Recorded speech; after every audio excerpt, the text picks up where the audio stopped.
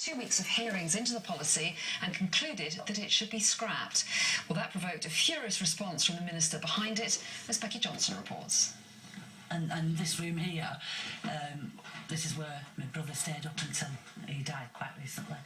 This is one of 2 bedrooms Linda Charnock has been told she no longer needs.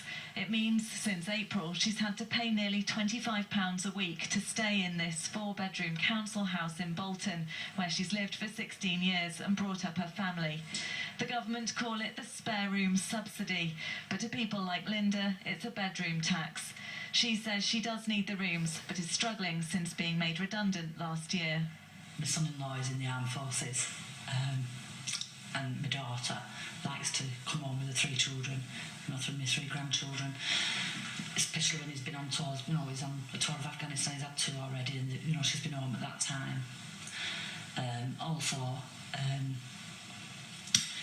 got my mother's and my brother's ashes scattered in the garden, and when they got scattered, I didn't even think about I'd ever move from here.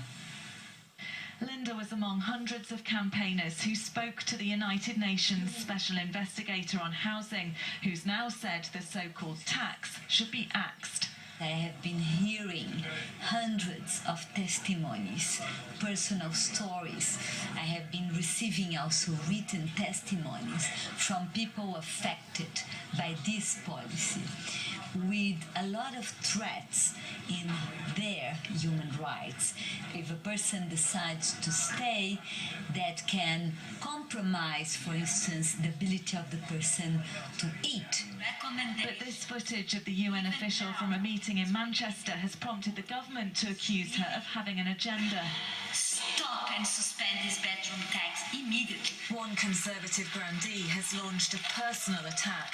Raquel is somebody from Brazil, where they have 50 million inadequate homes, and the idea that somebody formerly from the Socialist Workers' Party or something comes over with an agenda and writes a report which is so ludicrously biased, not even using the correct name for the policy, fails to meet any of the ministers involved in the policy or even the department involved, is just crazy, and that's why I'm writing to the Secretary-General. The government introduced the policy because they say it's unfair that taxpayers should be paying for people who live in council houses to have spare rooms.